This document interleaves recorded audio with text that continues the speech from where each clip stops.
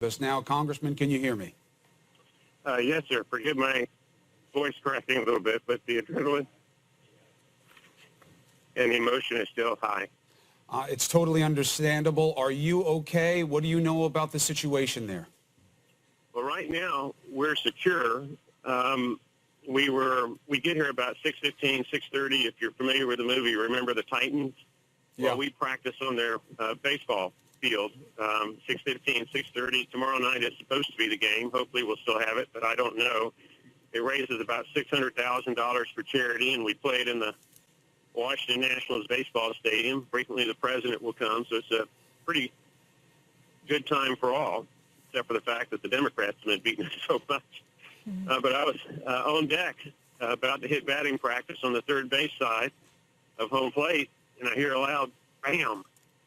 And I look around, and behind third base in the third base dugout, which is cinder block, I see a rifle. And I see a little bit of a body, and then I hear another blam, and I realize that there's an active shooter. At the same time, I hear Steve Scalise over near second base scream. He was shot. He's our majority whip. The gun was a semi-automatic. It continues to fire at different people. You can imagine all the people in the field scatter. I run around to the first base side of home plate, and we have a batting cage that's got plastic wrapped around it to stop foul balls, and hide behind the plastic. You know, that plastic's not real good. And I was lying on the ground with two or three others as the gunfire continues. Heard a break in the gunfire and decided to take a chance. Ran from home plate to the first base dugout, which is also cinder block, and down about 2 or 3 feet so you can have better cover. There were a number of congressmen and congressional staffers who help us lying on the ground. One of them was wounded in the leg, took off my belt, and myself and another congressman, I don't remember who, applied a tourniquet to try to slow down the bleeding. In the meantime, I'm towards the right field side of the dugout, and there's gunfire within about 5 or 6, 7 feet of my head. And I look up, and there's a guy with a gun blasting away. Fortunately, it was one of the good guys, one of our security detail who was shooting back. Of course, it was pistol versus rifle. Our pistols versus the shooter's rifle along the third baseline, just outside the chain link fence. And he was ordering us to stay down. Another security detail person was closer to home plate. Probably, I couldn't see him, but probably on the home plate side of the dugout outside the fence line, using the dugout as cover as he's firing back. And there must have been 50 to 100 shots fired. Hard to itemize them. Eventually, it seems that the shooter shot both of our security detail people. There were some congressmen on phones screening for Using it as protection. This was an of this tragedy, so we just want to get people up to speed. Right now, we're talking to Congressman Mo Brooks from Alabama. He survived a shooting at a GOP baseball team practice. They're getting ready for a charity game that's scheduled for tomorrow night. A long gun was used by a gunman who appeared in one of the dugouts, started firing at the players. No, he was not in the dugout. He was behind the dugout, using it for protection. He was behind the dugout, using it as protection. This was in Alexandria, Virginia. There was a security detail there. Congressman Brooks is telling us people were hit. Some of the security was hit. Some staffer was hit. And the majority whip, Steve Scalise of Louisiana, was hit. The congressman is giving us a very dramatic accounting of what happened and how Steve Scalise was dragging himself away from the gunman. People were scattered. The Congressman Brooks helped a staffer, applied a tourniquet, went out to help Steve Scalise with another member of Congress who's a doctor who was trying to deal with the wounds. Help did come. Fire was exchanged. The gunman, we are told by police, was taken into custody. We're now talking with the congressman about how many gunmen. He saw one rifle, and he saw one gunman moving. Did you get any type of description of the gunman, Congressman? Yeah. He appeared to be a white male, but keep in mind, I saw him for maybe a second or two, perhaps just a fraction of a second. And then I decided I was not in the best position, being one of the closest people to him, although the vision was obscured a little bit by the third base dugout. But he appeared to be a white male, if I had to guess, middle age, a little bit on the, he wasn't skinny, but he did not appear to be obese either. Okay. A little bit on the chubby side.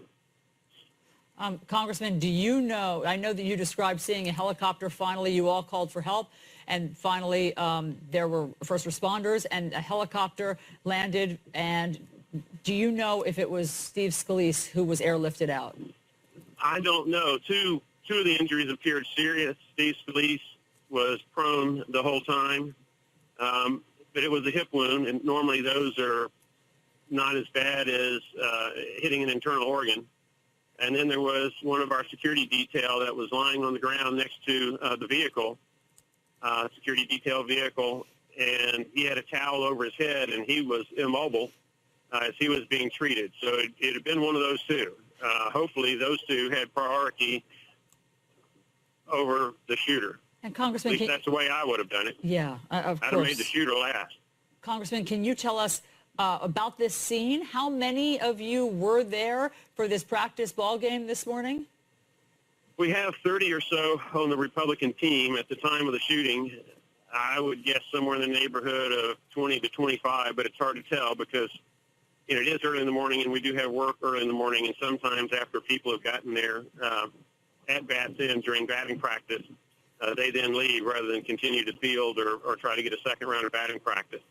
So some of the congressmen had started to leave, but we still had, I would think, 15, 20 at an absolute minimum, maybe as high as 20 to 25.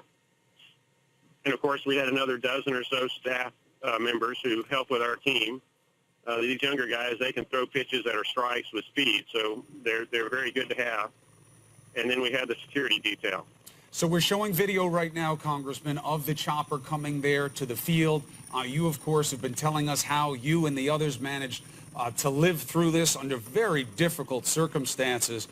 You made so many smart moves under pressure. Obviously, going to that batting cage, sure, it was just plastic. You were saying that was around it, but it was better than nothing. You made your way to the dugout where there were other staffers there. You're saying you're not sure how long this took, but you're saying you heard at least dozens of rounds before the security detail was able to exchange fire. Is that right?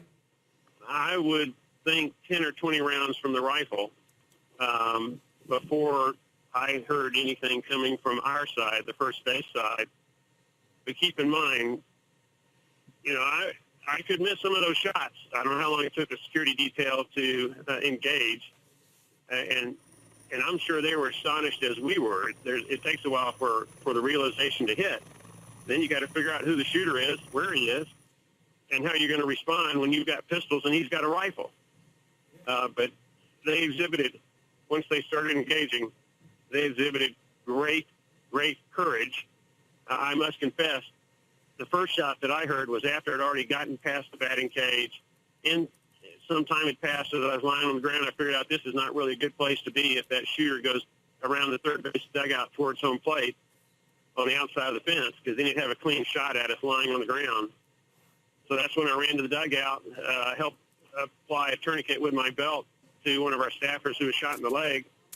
And then, boom, about 5 feet from my head, I hear another shot. I did not know if it was a second shooter until I saw that it was one of our security detail. That's when I looked up.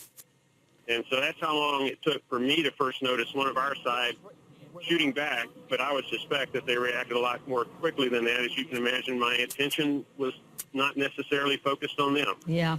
Congressman, we're looking at live pictures right now from WJLA of the scene, the aftermath there. You can see yellow police tape and people beginning to crowd around trying to figure out what happened. You have, Congressman, remarkable recall of all of the details and what happened, and you have a good description of the gunman who we believe is in custody. You say that you believe he was a middle-aged white man, heavy-set.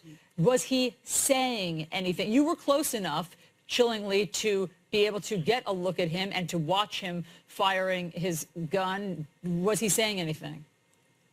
No, he was not saying anything, and I probably, while I was on the third base side of home plate, saw him fire 3, 4, 5, 6 times before I figured out that I needed to be a whole lot smarter under these circumstances. And standing there watching him was not a good idea.